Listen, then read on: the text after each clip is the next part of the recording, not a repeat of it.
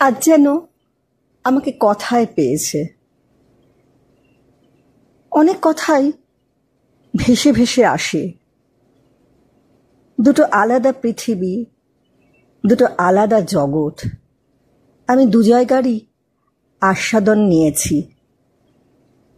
কে ভালো কে মন্দ, কোনটা সুখের কোনটা অসুখের, সব যেন মিলে মিশে গিয়েছে। আমি দুটো দেশের কথা বলছি। একটা দেশের প্রতি আমার নারীর টান, আর আরেকটা দেশের প্রতি আমার কাজের টান।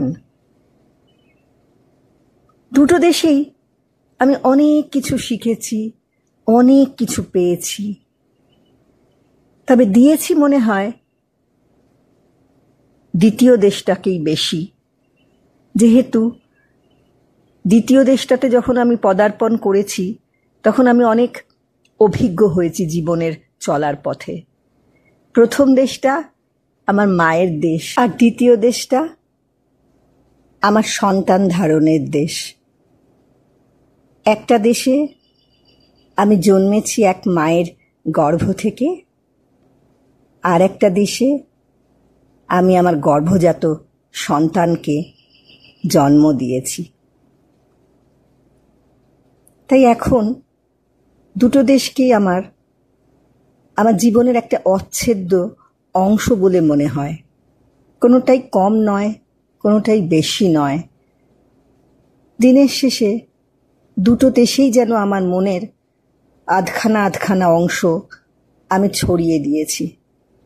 বাতাসে ভেসে ভেসে সেই অর্ধ অর্ধ অংশগুলো সুদূর আকাশে গিয়ে কখন যেন একটা ছায়াপথ হয়ে যায়।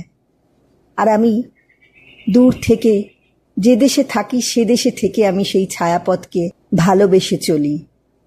ছায়াপথের ম্লান আলোতে আমি পথ খুঁজে খুঁজে বেড়াবার চেষ্টা করি।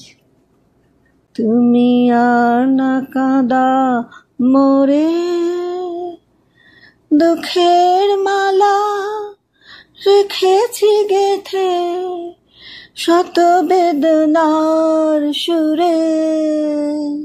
তুমি আর না কাঁদা মোরে, শত জনমের সাথী ছিলে মোর, যে আছে হৃদয়ে আঁকা। তোমার নাম লেখা আছে দিয়ে কত না হংস পাখা।